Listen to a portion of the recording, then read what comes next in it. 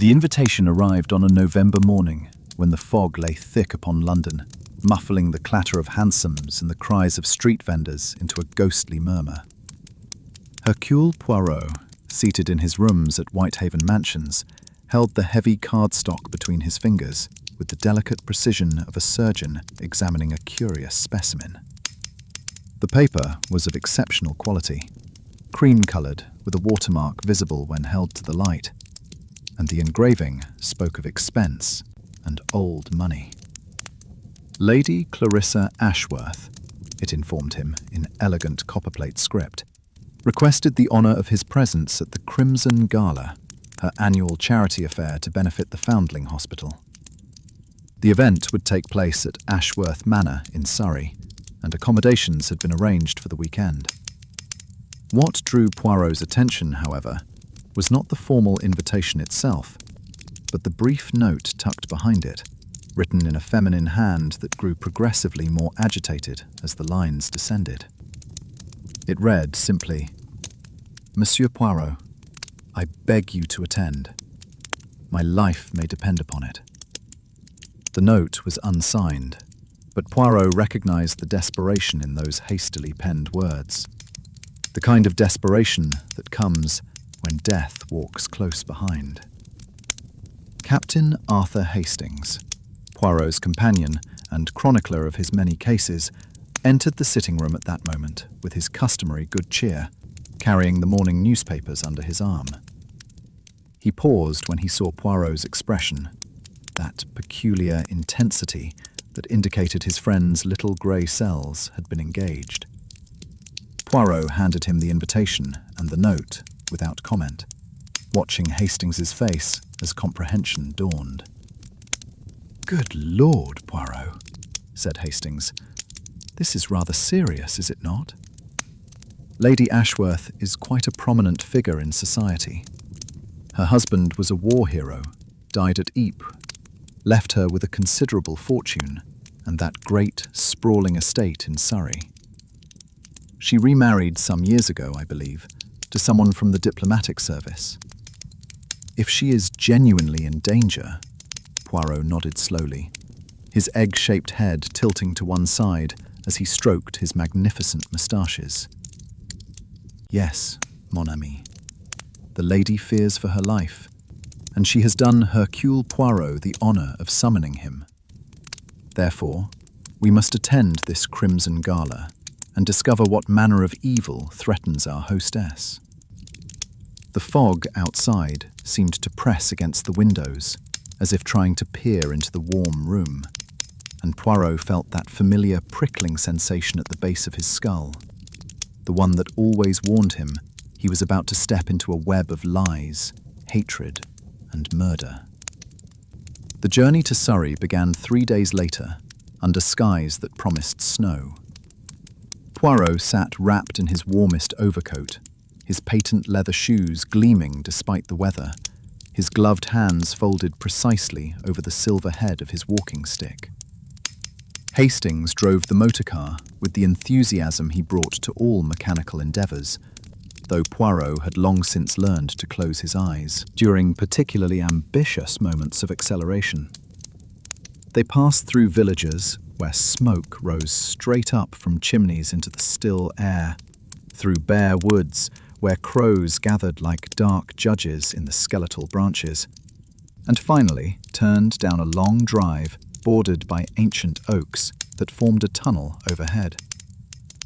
Ashworth Manor materialized through the gathering dusk like something from a Gothic romance. All turrets and tall windows glowing with warm light that seemed to promise comfort while simultaneously suggesting secrets. The house had been built in the reign of Elizabeth, Hastings informed Poirot, having done his research, though it had been much altered over the centuries, wings added here and there as fortunes rose and architectural fashions changed. The current structure was an imposing combination of Tudor original, Georgian additions, and Victorian improvements, creating a building that seemed to embody English history itself, layer upon layer of the past pressed into stone and timber. A butler of impressive dimensions and severe countenance admitted them into an entrance hall that took Poirot's breath away, despite his decades of experience with the homes of the wealthy. The hall rose 2 stories, its hammer-beam ceiling dark with age and smoke from centuries of fires in the massive stone fireplace that dominated one wall. Crimson silk banners hung from the gallery above, and everywhere Poirot looked, he saw crimson, the colour of blood and passion and warning. Crimson cushions on the window seats, crimson carpet on the great staircase, crimson roses in enormous arrangements that filled the air with their heavy scent. Lady Ashworth had clearly chosen her theme with deliberation, though whether the choice reflected mere aesthetic preference or something darker, Poirot could not yet say. The butler, who introduced himself as Withers and who had served the family for 40 years, led them through corridors hung with portraits of stern ancestors whose eyes seemed to follow their progress, until they reached a comfortable suite of rooms overlooking the formal gardens, now bare and brown in the November chill. Lady Clarissa Ashworth came to greet them within the hour, sweeping into their sitting room with the regal bearing of one accustomed to command. She was a woman in her middle 50s, Poirot judged, though her figure remained trim and her carriage erect. Her face had once been beautiful and retained its distinction, the bone structure fine, the grey eyes intelligent and penetrating. She wore a tea gown of deep burgundy that complemented her silver hair, and at her throat gleamed an extraordinary necklace of rubies and diamonds that must have been worth a small fortune. She extended her hand to Poirot with evident relief. "Oh, Monsieur Poirot, thank heaven you have come. I have been beside myself with worry these past weeks." The detective bowed over her hand with his customary continental gallantry, and when he straightened, eyes were alert and questioning. "Madame," he said quietly, "perhaps you will do me the honour of explaining the nature of the danger that threatens you." She glanced at Hastings, then back at Poirot, and seemed to come to a decision. "I must speak frankly, Monsieur Poirot, for time grows short, and I trust no one else. Someone in this house means to kill me before the weekend ends. I am certain of it." She moved to the window and looked out at the darkening gardens, her hand rising unconsciously to touch the rubies at her throat. "It began 6 weeks ago with small things, accidents that might have been coincidental but accumulated into a pattern. A loose carpet at the top of the stairs that sent me tumbling, though I caught the banister in time. A bad oyster at dinner that left me violently ill while all the other guests remained healthy. My horse, normally placid, suddenly bolting during a morning ride as if stung by a wasp, though none was found.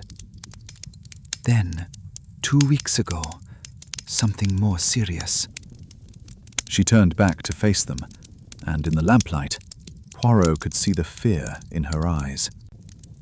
"I received a box of chocolates, supposedly from my sister in Bath. They were my favourites, from a particular confectioner. I ate 3 of them before I began to feel ill. My maid summoned Dr. Thornbury from the village, and he, suspecting poison, had the remaining chocolates analysed. They contained arsenic, Monsieur Poirot. Not enough in 3 pieces to kill me, but had I eaten the entire box, as I might have done over several days, the accumulation would have been fatal." Hastings had gone pale, but Poirot remained perfectly still, his eyes never leaving Lady Ashworth's face. "And you did not inform the police, madame?" She shook her head vehemently. How could I, Monsieur Poirot? This scandal would destroy my reputation, my social position, everything I have built since my first husband's death. Moreover, I have no proof of who sent the chocolates. The box bore the confectioner's label, but when I inquired, they had no record of the order. Someone used their packaging to disguise the source. No, I cannot go to the police, not yet. But I can bring you here under the pretext of attending my gala, and you can observe my guests, discover which of them harbors this murderous intent. Poirot steepled his fingers beneath his chin, a characteristic gesture when deep in thought. You have suspicions, madame, naturally. Perhaps you will share them with Hercule Poirot? She laughed bitterly. Oh yes, monsieur, I have suspicions aplenty, for I have surrounded myself with those who might wish me dead, though I did not realize it until recently. Let me tell you of my household and my guests, she continued, settling into a chair with the air of one preparing to unburden a long-carried weight. My current husband, Sir Malcolm Ashworth, occupies these rooms in name only. We married 5 years ago, largely for practical reasons. His career needed the social connections my name and fortune could provide, and I desired the protection of a husband's name without the inconvenience of a husband's interference. He maintains his own suite in the East Wing and his own interests, which I do not inquire into too closely.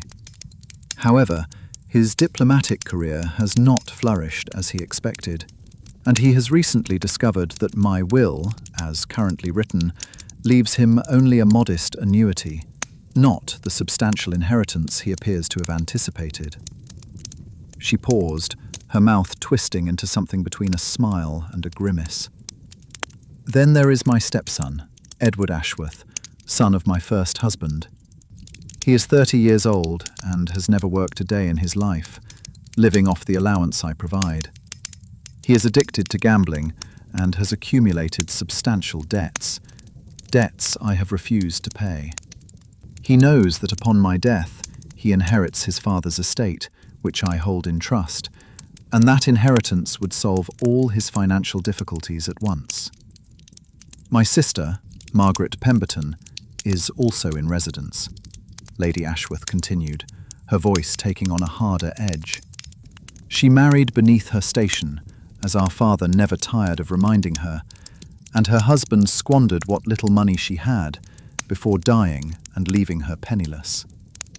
She has lived here, dependent on my charity, for the past 10 years, and she resents every moment of that dependence. In my current will, I have left her a small cottage and an income sufficient for modest living, but she believes she deserves far more, believes that as my only sibling, she should inherit the bulk of my estate. They have quarrelled frequently over this, argued bitterly, and Margaret has made no secret of her feelings. Then there is Julian Archer, my late husband's nephew, who grew up in this house after his parents died. He is now my estate manager, responsible for the farms and the house itself, and he does the work competently enough.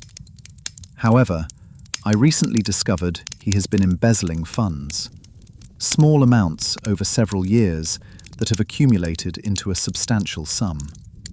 I confronted him about this, and he begged for mercy, claimed gambling debts and bad investments, promised to repay everything. I agreed not to prosecute if he made restitution, but he knows that my death would erase his crime, would leave him free to continue his theft under whoever inherits. Poirot had been making notes in a small leather notebook, his handwriting as precise as copperplate. And these are all the persons who might wish you harm, madame? Lady Ashworth laughed again, that same bitter sound. Oh no, Monsieur Poirot, there are more. My companion, Miss Violet Hartwell, has been with me for 3 years. She is a gentlewoman fallen on hard times, clever and educated, but without family or fortune. I pay her a small salary and provide her room and board in exchange for her company and assistance with my correspondence and social obligations. However, I recently discovered she has formed an attachment to my stepson, Edward, and I suspect they plan to marry once he inherits. I warned her that I would dismiss her without reference if she continued the association, and she has since been cold and resentful. There is also Dr. Thornbury, who has been our family physician for 20 years. He appears devoted to my welfare, but he is also deeply in debt due to poor investments, and he has recently asked me for a loan of a considerable sum, which I refused.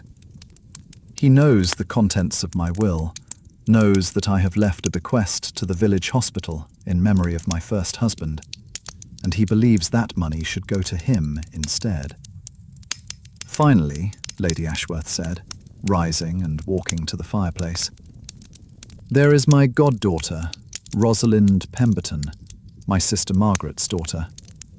She is a sweet child of 19, too sweet, perhaps, too innocent for this world of spite and greed. I have been more generous to her than to her mother, have provided for her education and her come-out, plan to settle a considerable sum on her when she marries, but her mother has poisoned her against me, whispered that I stole her rightful inheritance, that I am keeping her mother in penury out of spite. I have seen Rosalind looking at me lately with something that might be hatred, and it breaks my heart. She paused, her hand gripping the mantelpiece until her knuckles whitened. So you see, Monsieur Poirot, I have created a house full of enemies, each with motive sufficient for murder. You must discover which of them has moved from resentment to action before they succeed in killing me. The clock on the mantel chimed the hour, a silvery sound that seemed to count down the moments of Lady Ashworth's life, and Poirot felt the familiar weight of responsibility settle upon his shoulders. He would not fail this woman, he vowed silently, would not allow her to become another victim of human greed and malice. Dinner that evening was a formal affair in the great dining room, where 20 guests gathered beneath a coffered ceiling and crystal chandeliers that cast dancing lights across the crimson silk wall coverings. Poirot had been placed between Miss Violet Hartwell, Lady Ashworth's companion, and Mrs. Margaret Pemberton, her sister, a positioning he suspected was no accident on their hostess's part. Miss Hartwell was a woman of perhaps 30, with features that might have been handsome had they not been set in lines of perpetual dissatisfaction. She wore a gown that had been expensive once, but was now several seasons out of fashion, and she carried herself with the rigid posture of one determined to maintain dignity in the face of reduced circumstances. Mrs. Pemberton, by contrast, had let bitterness erode whatever beauty she might once have possessed. She was older than Lady Ashworth by several years, her face lined and her figure heavy, and she attacked her food with the determination of one who has known genuine hunger and never quite forgotten the fear of it. The conversation at dinner ranged over the usual topics of country, house parties, the weather, the hunting, the latest political scandals. But beneath the surface pleasantries, Poirot detected currents of tension that ran deep and treacherous. Sir Malcolm Ashworth, seated at the head of the table opposite his wife, maintained a distant courtesy that suggested their marriage was indeed the practical arrangement Lady Ashworth had described. He was a handsome man still, in his late 50s, with silver hair and the commanding presence of one accustomed to moving in diplomatic circles. However, his eyes, when they rested on his wife, held no warmth, only a calculating assessment that made Poirot's instincts sharpen. Edward Ashworth, the stepson, sprawled in his chair with the careless arrogance of young men who have never learned discipline, his face flushed with wine and his laugh too loud for the circumstances. He was handsome in a weak-featured way, with dark hair and the dissolute look of one who has spent too many nights in gambling hells and too few in honest employment. Julian Archer, the estate manager, sat further down the table, and Poirot studied him with interest. He was a man of perhaps 40, stocky and solid, with the weathered face of one who spends much time out of doors. He spoke little, but his eyes were always watchful, always calculating, and when he looked at Lady Ashworth, there was something in his expression that suggested both fear and resentment. Miss Rosalind Pemberton, the goddaughter, was indeed as sweet as Lady Ashworth had described, with fair hair and blue eyes, and a gentle manner that seemed at odds with the poisonous atmosphere of the house. She sat beside Dr. Thornbury, who attended to her with the kindly patience of an old family friend, though Poirot noticed how the doctor's hands trembled slightly as he lifted his wine-glass, and how his eyes kept straying to Lady Ashworth with an expression that might have been concern or might have been something darker. After dinner, when the gentlemen had rejoined the ladies in the drawing-room, Poirot found himself cornered by Mrs. Pemberton, who had clearly been waiting for an opportunity to speak with him privately. "Monsieur Poirot," she said in a low, urgent voice, "I understand you are a detective of great renown. My sister has brought you here for a reason, has she not?" Poirot inclined his head slightly, acknowledging the question without answering it directly. "Madame, I am here as a guest, to enjoy the hospitality of Lady Ashworth and to observe her Crimson Gala." Mrs. Pemberton's laugh was harsh. "Do not play games with me, monsieur. My sister fears someone in this house wishes her harm, and she has summoned you to protect her. Well, let me tell you something, detective. If someone does wish Clarissa harm, they have good reason. She has made enemies of us all, has used her wealth and position to control and manipulate, has dangled her fortune before us like a treat before dogs, making us jump and beg for her amusement. I do not condone murder, Monsieur Poirot, but I would not weep if my sister met an unfortunate end." Before Poirot could respond, Lady Ashworth appeared at his elbow, her smile fixed but her eyes glittering with anger. "Margaret, you are monopolizing Monsieur Poirot. I am certain he would prefer to meet some of our other guests." She drew him away, but not before Poirot caught the look of pure hatred that Mrs. Pemberton directed at her sister's back. As they moved through the drawing-room, making polite conversation with the assembled company, Poirot became aware of the weight of many eyes upon them, of conversations that stopped as they approached and resumed in whispers after they passed. The house itself seemed to hold its breath, waiting for something, and the crimson decorations that had seemed merely dramatic in daylight now appeared sinister, like bloodstains spread across walls and furnishings. When Poirot finally retired to his rooms that night, he found Hastings already there, his friend's honest face troubled. "Poirot," he said without preamble, "I have been talking with the other guests, and the atmosphere in this house is poisonous. Everyone seems to hate Lady Ashworth, and several have made remarks that sound dangerously close to threats." Poirot nodded slowly, removing his jacket with meticulous care and hanging it precisely in the wardrobe. "Yes, mon ami," he replied. "This is a house where murder has been contemplated many times before it is finally attempted. And now, I fear, the moment of action approaches. We must be vigilant, must watch and observe, for the killer will reveal themselves through some small error, some tiny inconsistency that betrays their guilt. The question that occupies the mind of Hercule Poirot is not who wishes Lady Ashworth dead, for that list is long and distinguished, but rather who among these enemies has the courage or desperation to transform desire into deed. Hastings settled into his chair with a sigh. "And do you have a theory, Poirot? Some idea of who this murderer might be?" Poirot stroked his moustaches thoughtfully. "I have many theories, Hastings, but theories without evidence are merely speculation. Tomorrow is the day of the Crimson Gala itself, when all the household and many guests from the neighbourhood will be assembled. It is then, I believe, that our murderer will strike, using the confusion and distraction of the event to disguise their crime. We must be ready, must observe everything. For murder, it is like a stone thrown into still water. It creates ripples that spread outward, disturbing the surface in ways the killer cannot entirely control. The morning of the gala dawned grey and bitter, with a wind that moaned around the corners of Ashworth Manor and rattled the windows in their frames.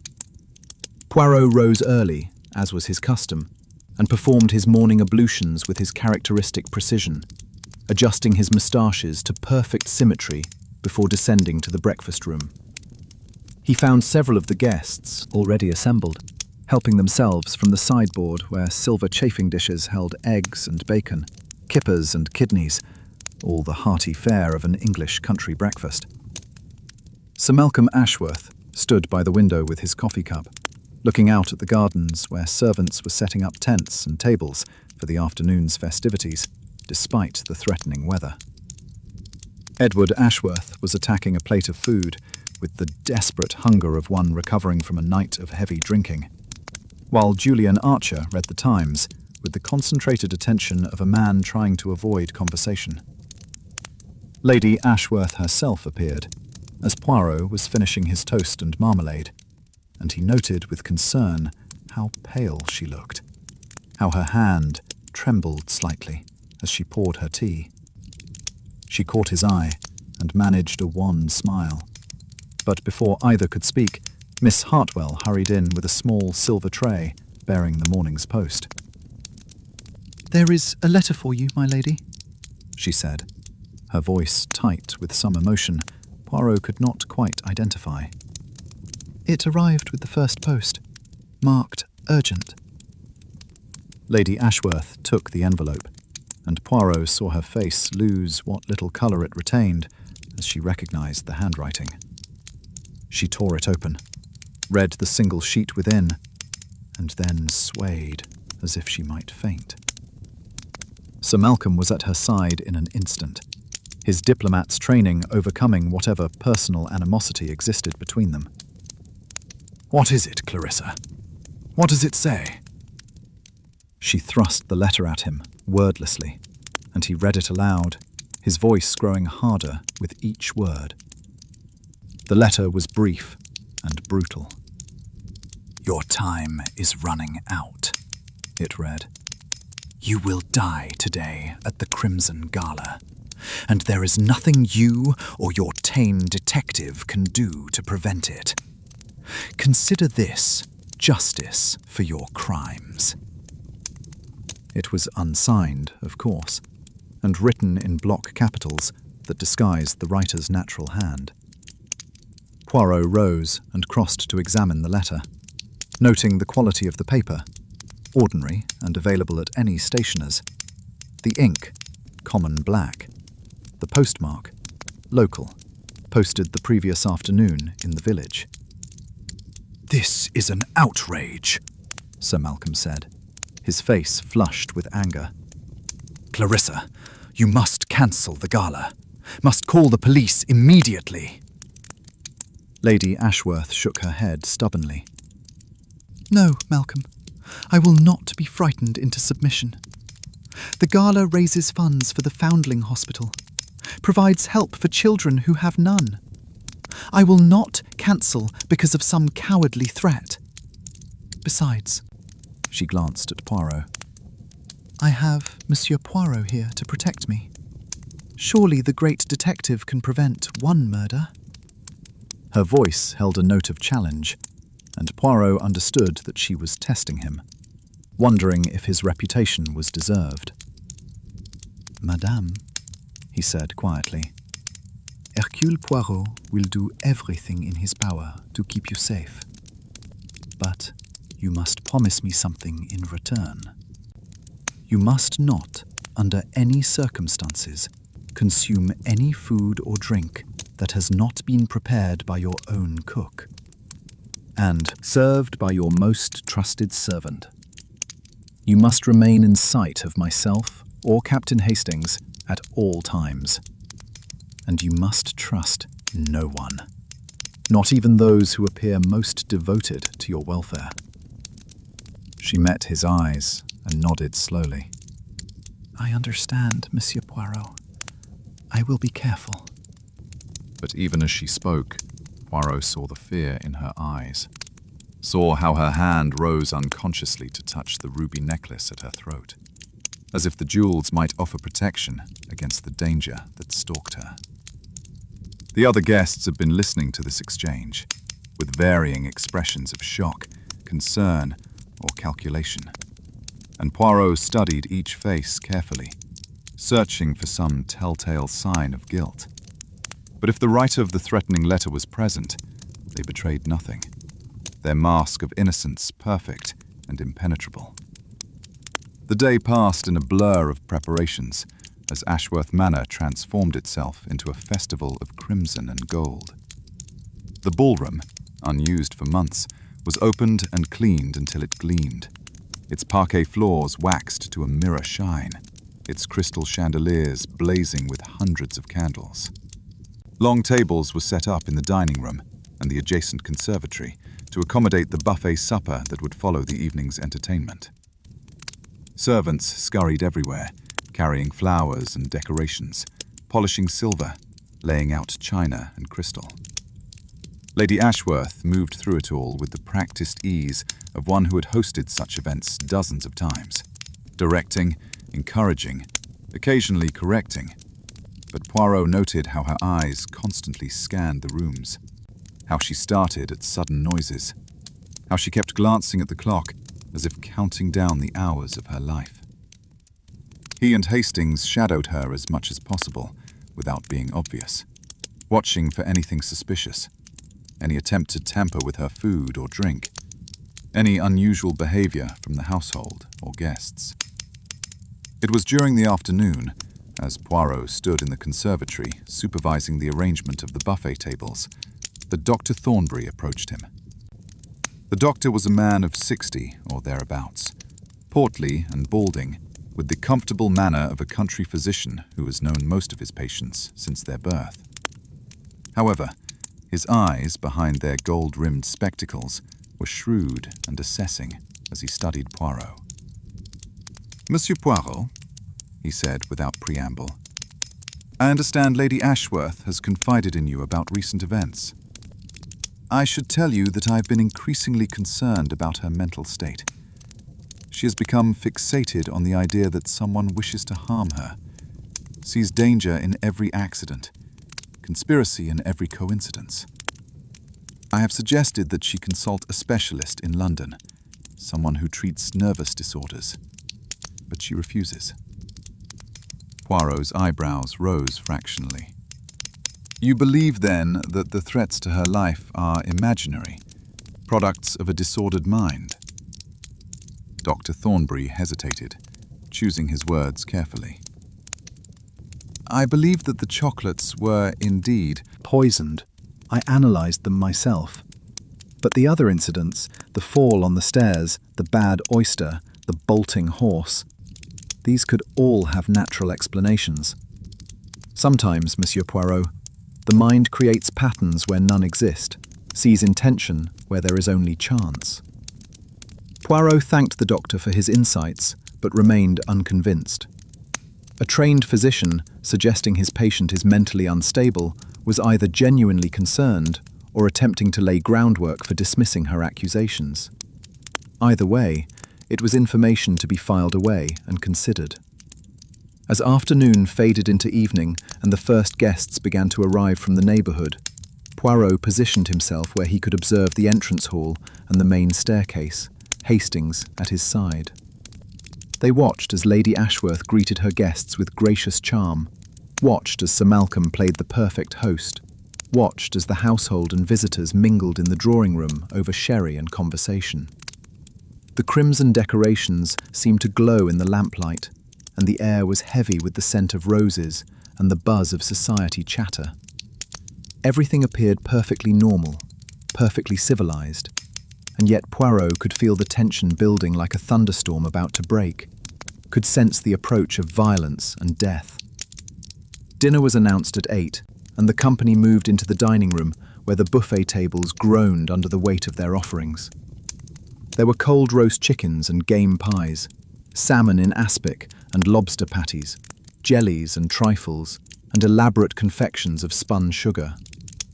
The guests filled their plates and scattered throughout the ground floor rooms, some sitting at small tables, others standing in groups, laughing and talking while a string quartet played softly in the ballroom. Lady Ashworth moved among them with her ruby necklace blazing at her throat, stopping to chat here, to laugh at a joke there, but never straying far from Poirot's watchful gaze. She had taken his advice and accepted food only from the hands of Withers, the old butler, and drink only from sealed bottles that were opened in her presence. The hours passed without incident, and Poirot began to wonder if perhaps the threatening letter had been meant merely to frighten, to torment, but not to presage actual violence. It was nearly 10 o'clock when Lady Ashworth announced that she wished to show her guests a particular treasure, a medieval manuscript that had been in the Ashworth family for generations and was kept in the library. The company moved en masse toward that room, eager to see this famous artifact, and Poirot found himself swept along in the crowd. The library was a magnificent space, 2 stories high, with a gallery running around 3 sides, and walls lined floor to ceiling with leather-bound volumes. A fire burned cheerfully in the enormous fireplace, and Lady Ashworth moved to a locked cabinet near the windows. She drew a key from a chain around her neck, opened the cabinet, revealing a glass case within which rested an illuminated manuscript of extraordinary beauty, its pages glowing with gold leaf and pigments that centuries had failed to dim.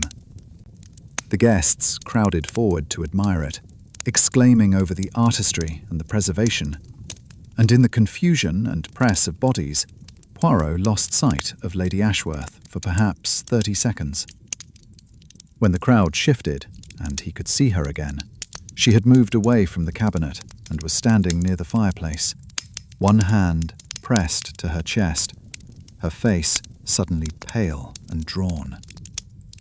Poirot pushed through the assembled guests, alarm rising in his chest. But before he could reach her, Lady Ashworth gasped, a terrible, strangled sound, and collapsed onto the carpet. The room erupted in pandemonium, guests crying out and surging forward. But Dr. Thornbury was faster than all of them, dropping to his knees beside the fallen woman and loosening the collar of her gown. He felt for her pulse, lifted her eyelids, and then looked up at the assembled company with a face gone grey with shock. "She is dead," he announced, his voice barely audible over the cries of horror and dismay. "Lady Ashworth is dead." Sir Malcolm pushed forward, demanding to know how, demanding that the doctor do something. But Thornbury shook his head. "I believe it is poison," he said quietly, "and there is nothing I can do. She is beyond help." Poirot knelt beside the body, his trained eye taking in every detail. Lady Ashworth's face was contorted in agony, her lips slightly blue, her eyes wide and staring. There was a faint smell of bitter almonds, so faint as to be almost imperceptible, but unmistakable to one who knew it. "Cyanide," he said quietly, "and administered very recently, within the last few minutes.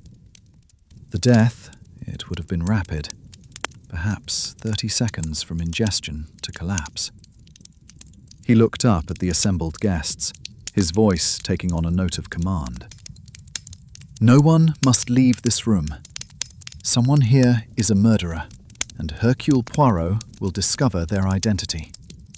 Hastings, if you please, secure the doors and send for the police. Sir Malcolm was protesting, demanding that his wife's body be moved to more comfortable surroundings, but Poirot shook his head firmly. The body, it must remain as it is until the police arrive. And all of you, he gestured to the shocked guests and household members, you will tell me exactly what you saw, what you did, in the moments before Lady Ashworth collapsed. The interrogations began there in the library, with the body still warm on the carpet and the fire crackling cheerfully as if nothing terrible had occurred. Poirot questioned each person in turn, his manner gentle but his questions probing, and gradually a picture emerged of those final minutes before Lady Ashworth's death. Multiple witnesses confirmed that she had been standing by the glass cabinet, showing the manuscript to her guests, when she suddenly closed and locked the cabinet and moved toward the fireplace.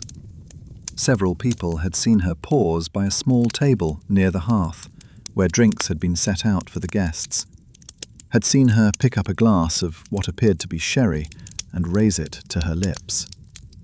She had taken perhaps 2 sips before setting the glass down again and pressing her hand to her chest. Within seconds, she had collapsed.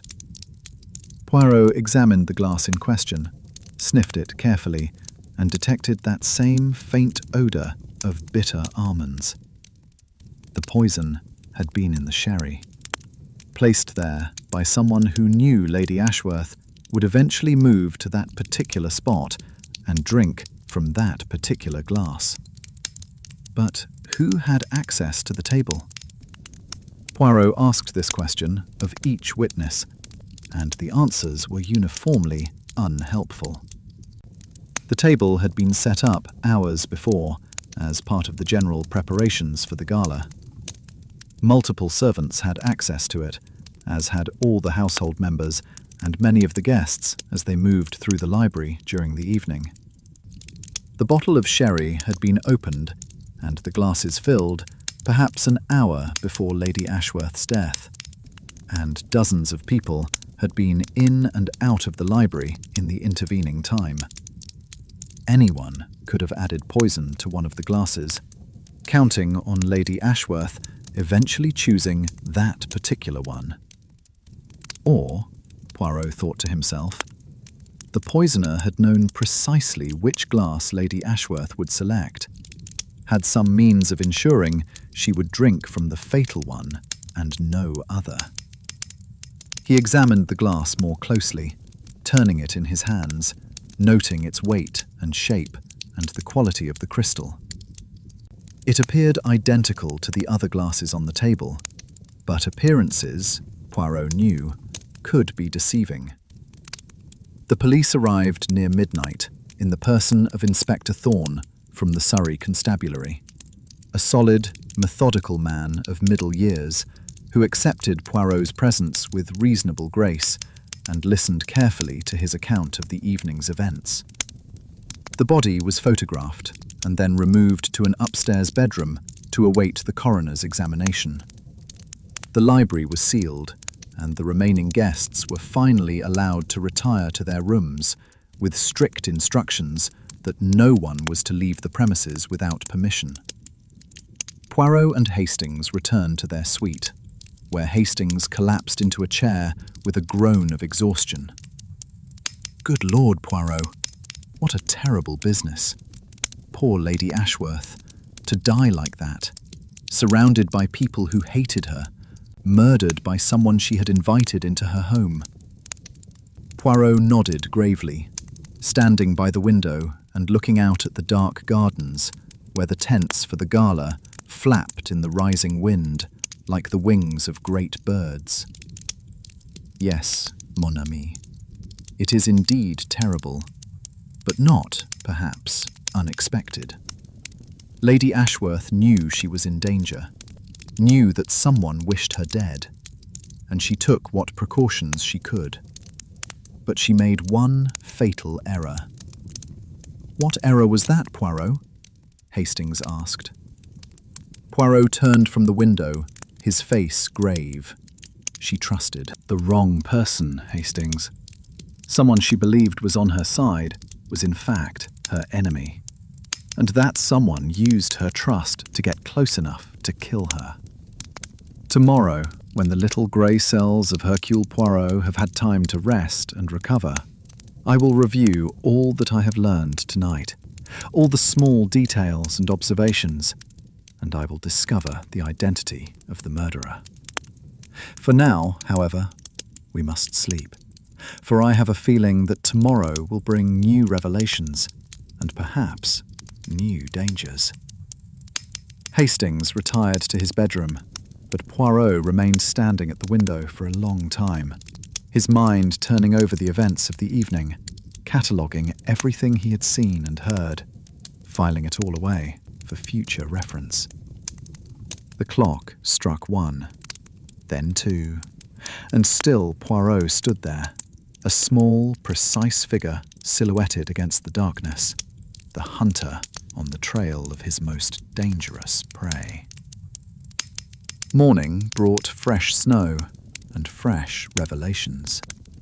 Poirot descended to breakfast to find the household in renewed turmoil, for another letter had arrived with the morning post, this one addressed to Inspector Thorne, but opened by Sir Malcolm in his capacity as master of the house. The letter was brief and chilling. "You have arrested no one for Lady Ashworth's murder because you are fools.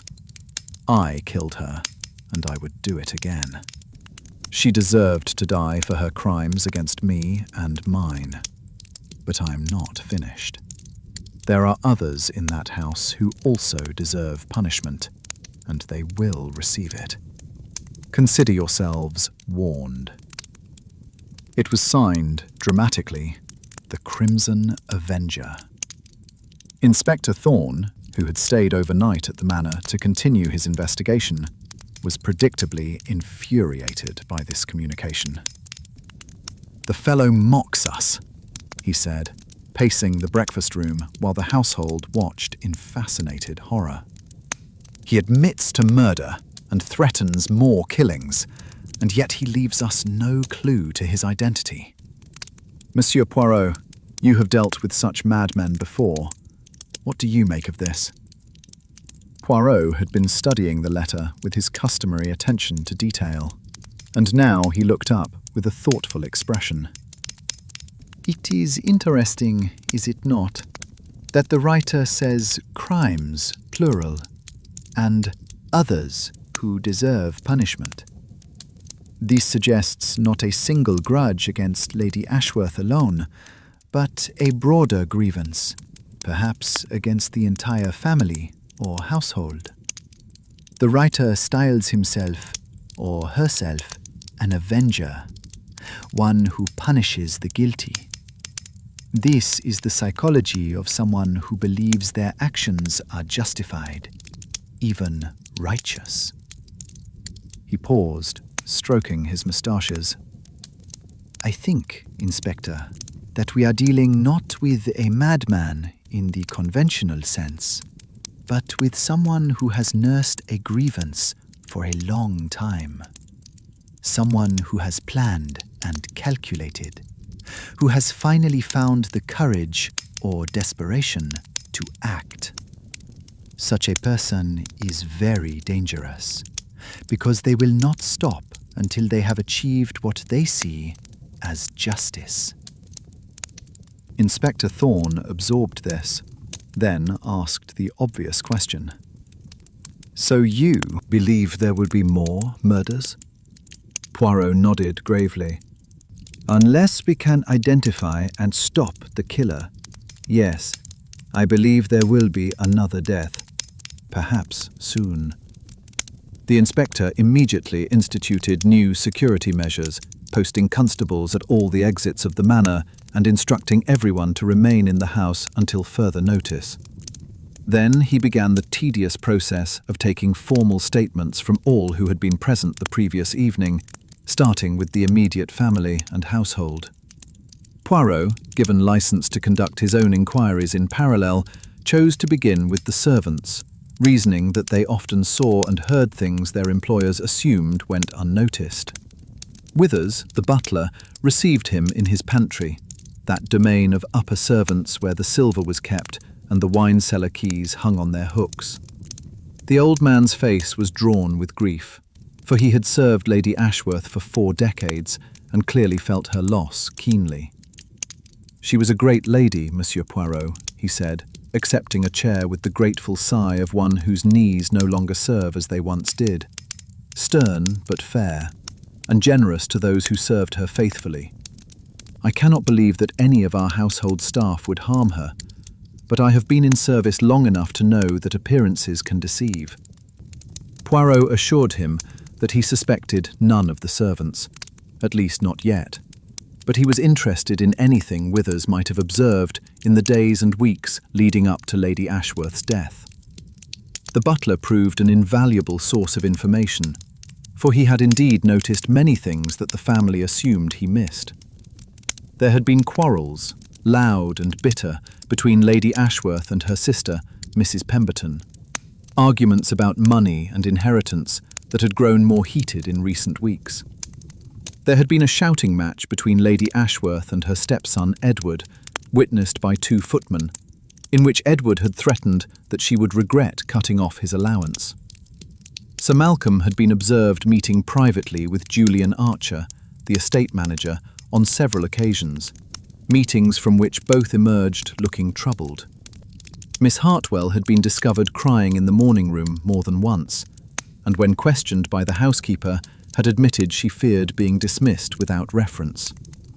And Dr. Thornbury had been calling at the manor with increasing frequency, always to attend Lady Ashworth for some minor complaint or other. But Withers had the impression the doctor's visits were more social than medical. Armed with this information, Poirot next sought out Mrs. Rogers, the housekeeper, a formidable woman of 50 with iron grey hair and an iron manner to match. She was less forthcoming than Withers, more protective of her mistress's reputation, but even she had observations to share. Lady Ashworth had been increasingly nervous in recent weeks, she admitted, jumping at shadows, insisting on having her food tasted before she would eat it, checking the locks on her doors multiple times each evening. She had dismissed one parlour-maid for what she claimed was theft, though the girl had sworn her innocence, and the supposedly stolen item, a small jade figurine, was later found in Lady Ashworth's own drawer. Most significantly, Mrs. Rogers had noticed that Lady Ashworth had begun wearing her ruby necklace constantly, even during the day when she would normally have worn something less ostentatious. When asked why, she had told the housekeeper that the rubies had been her first husband's gift to her, and wearing them made her feel safe, as if he was still watching over her. Poirot found this detail particularly intriguing and asked to see Lady Ashworth's jewellery collection.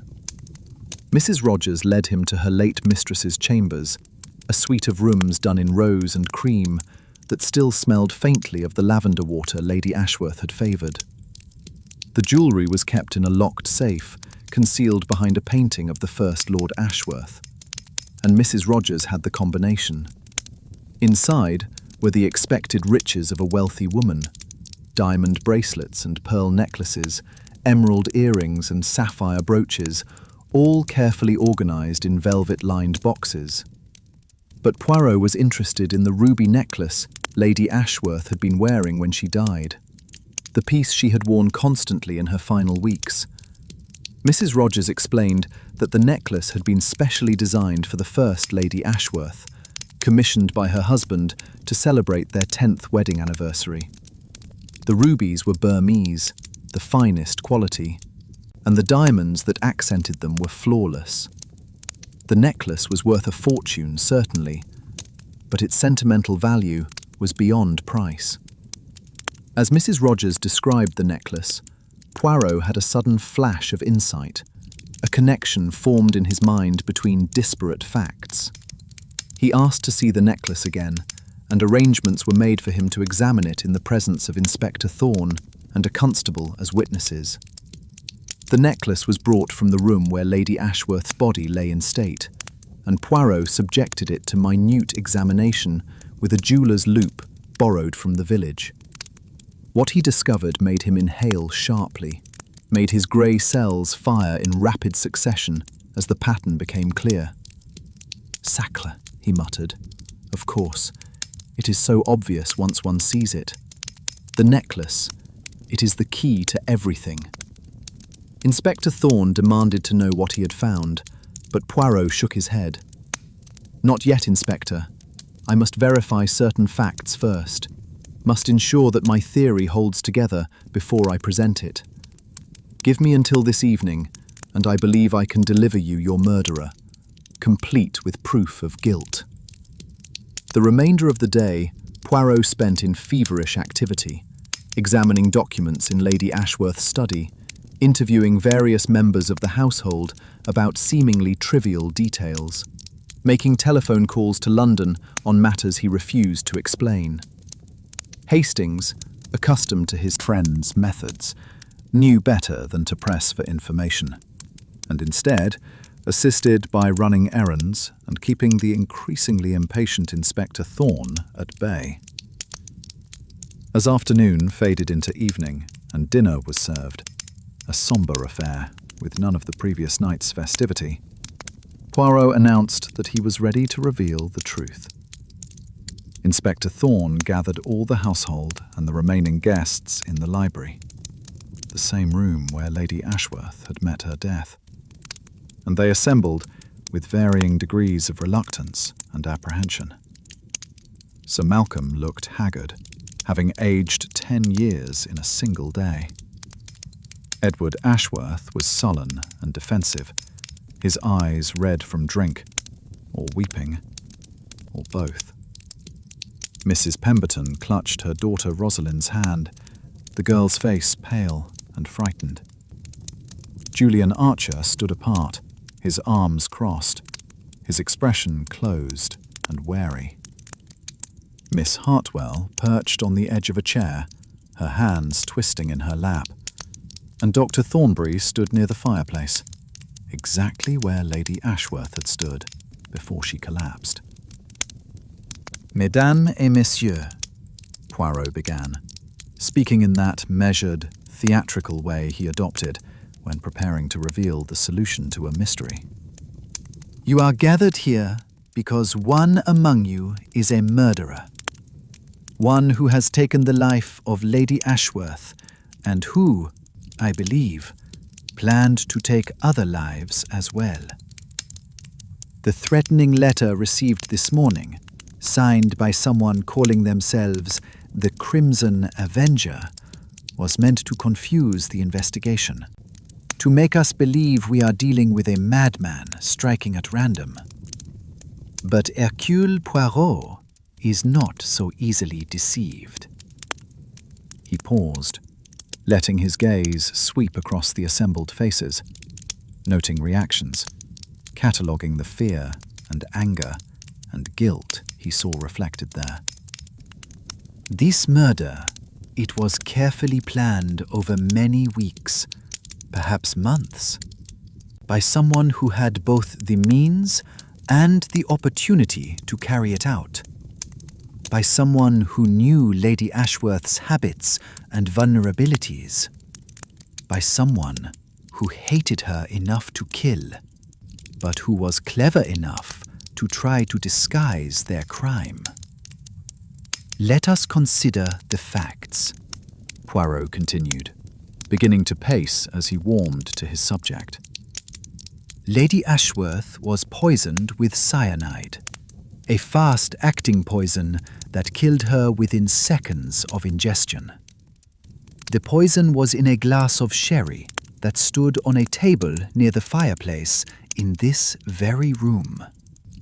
Many people had access to that table, so at first it seemed impossible to determine who added the poison.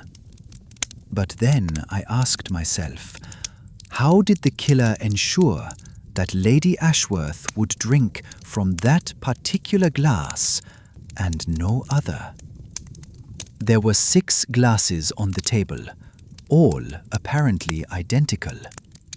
Yet the killer was confident enough to use cyanide, which gives off a distinctive smell of bitter almonds that might have warned Lady Ashworth if she had merely picked up the wrong glass.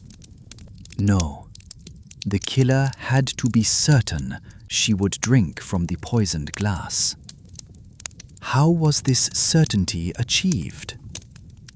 He paused again, and Hastings, catching his eye, knew his friend was building toward his dramatic revelation, orchestrating the moment for maximum effect. The answer, Miss Emmy, lies in the ruby necklace that Lady Ashworth wore. This magnificent piece of jewellery, designed specially for her by her late husband, had great sentimental value. But it also had something else. Something I discovered only today through careful examination. Concealed within the largest ruby, visible only under magnification, was a tiny compartment, a hollow space created by the original jeweller. This compartment, it contained a small amount of white powder, and I have had that powder analysed by a chemist in the village. It is, as I suspected, cyanide. Lady Ashworth, the victim, carried the instrument of her death upon her own person, and she did not even know it. A collective gasp went through the room, and several people protested that this was impossible, that Lady Ashworth would never willingly carry poison. Poirot held up his hand for silence. No, she did not know, because the compartment was not empty when the necklace was first made. Originally, I believe, it contained a tiny photograph or lock of hair, some keepsake from her late husband, as was the fashion in Victorian jewellery. But someone emptied that compartment and replaced its contents with cyanide. But how, Inspector Thorne demanded, does this help us identify the killer? If the poison was in the necklace all along, how was it transferred to the glass? Poirot smiled, that slight curve of the lips that indicated he was pleased with his own cleverness. That is the brilliant part, Inspector. The stroke of genius that very nearly succeeded. The killer did not transfer the poison to the glass in advance. Instead, they arranged for Lady Ashworth herself to do so, unwittingly, in the moments before her death. Consider what we know. Lady Ashworth had been wearing the necklace constantly for several weeks, ever since she received the first threat to her life. She believed it brought her luck, kept her safe. But on the night of the gala, something happened to make her remove the necklace, briefly. And when she did, a small amount of the poison fell from the compartment into the glass she was about to drink. The killer had arranged matters so that this would happen at precisely the right moment, in precisely the right place. Now, several people were leaning forward, caught up despite themselves in Poirot's narrative. But Poirot, Hastings ventured, how could anyone arrange such a thing? How could they control when Lady Ashworth would remove her necklace? Poirot's smile widened. They could not control it directly, mon ami, but they could create circumstances that made it highly probable. You see, earlier in the evening, someone had suggested to Lady Ashworth that her necklace was not properly fastened, that the clasp was loose. This same person offered to fix it for her, and Lady Ashworth, trusting this person, allowed them to examine the necklace. What she did not realize was that this person deliberately loosened the clasp still further, ensuring that later, when Lady Ashworth moved suddenly or bent forward to examine something, the necklace would come undone and begin to fall. And where was Lady Ashworth standing when she bent forward? She was here, at this glass cabinet, leaning to show her guests the medieval manuscript. The movement caused the necklace to slip. She caught it instinctively, and in that moment of distraction, the poison fell from the hidden compartment into the glass of sherry she had set on the nearby table.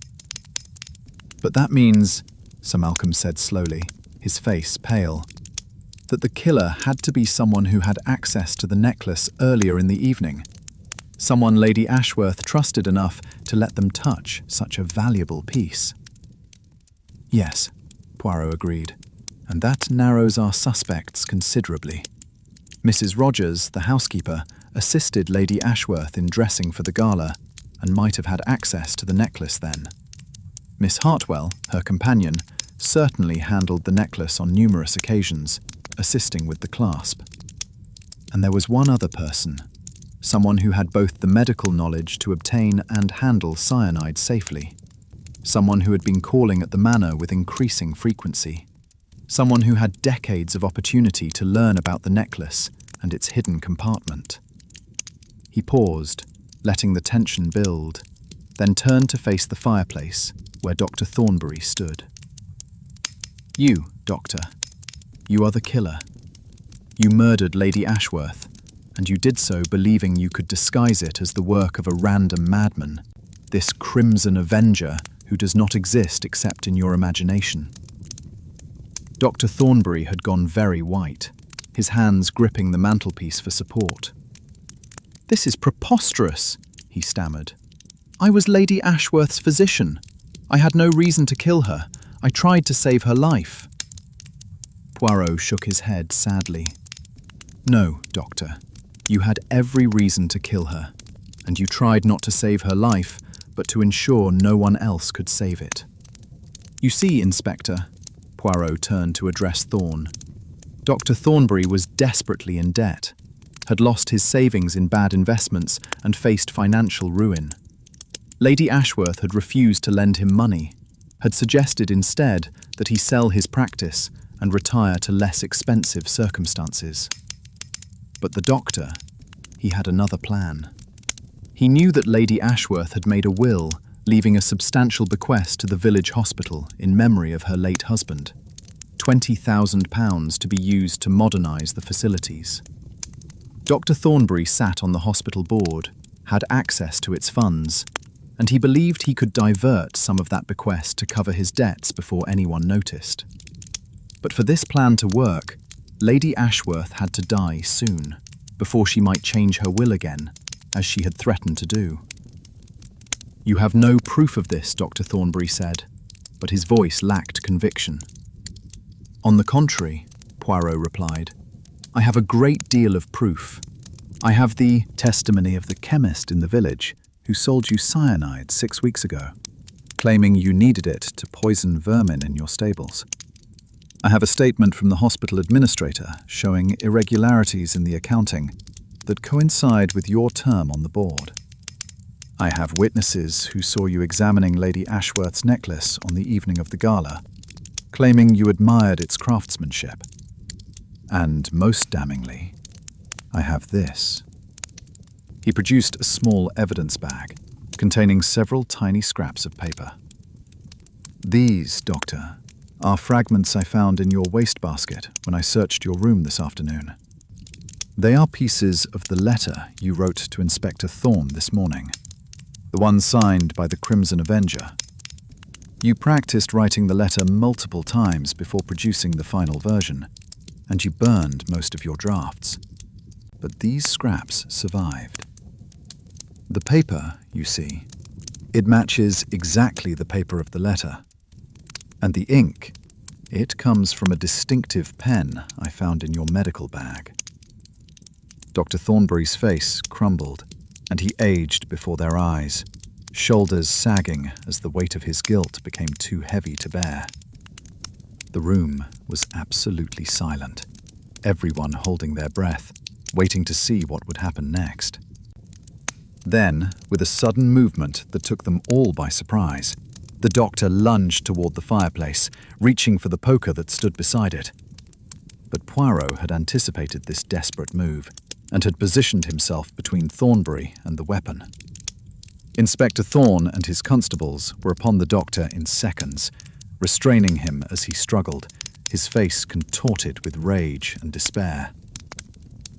"You do not understand," he shouted, his voice breaking. "She was cruel, heartless. She had so much money and would not share even a little to save me from ruin. I served her family for 40 years, and she would not help me when I needed her most. I had no choice. Do you understand? I had no choice." Poirot watched as the constables led the doctor away, his face expressing not triumph, but profound sadness. After Dr. Thornbury had been removed and the remaining guests had departed, most in states of shock or relief, or both, Poirot stood once more at the window of his room, looking out at the snow-covered gardens where the gala tents had been taken down, leaving only rectangular patches of dead grass to mark where they had stood. Hastings joined him, 2 glasses of brandy in hand, and they drank in companionable silence for several minutes. Finally, Hastings spoke. "Poirot, how did you know it was Dr. Thornbury? What made you suspect him above all the others?" Poirot smiled faintly. "It was the necklace, mon ami. Always the necklace. When Mrs. Rogers described how Lady Ashworth had begun wearing it constantly, believing it would protect her, I realized that this belief could be used against her. And only someone with detailed knowledge of the necklace's history and construction would know about the hidden compartment. Dr. Thornbury had attended. Both Lord and Lady Ashworth had been present when the necklace was commissioned, might even have suggested its unusual feature as a romantic gesture. He had the knowledge, the access, and the desperation. The rest was simply a matter of confirming the details. But the business with the letter, Hastings pressed. The Crimson Avenger. What was that about? Poirot set down his glass and turned to face his friend. That, Hastings, was the doctor's mistake. The error that confirmed his guilt.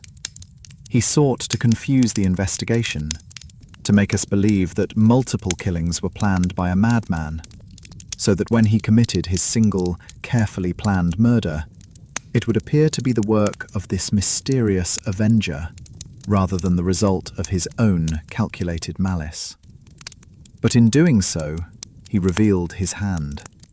For the letter contained details that only the killer would know, things that were not part of the general knowledge of the household. Moreover, the psychology of the letter was wrong.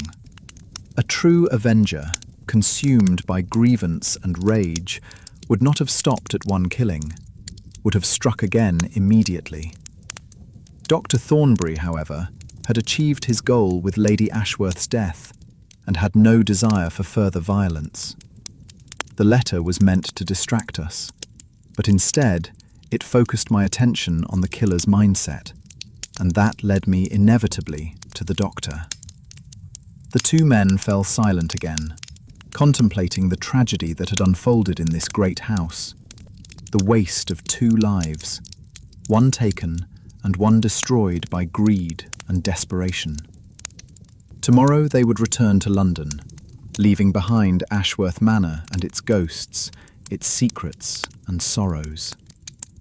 The Crimson Gala, intended to raise money for orphaned children, had ended in death, and the irony was not lost on Poirot, who understood better than most how human nature could twist good intentions into terrible outcomes.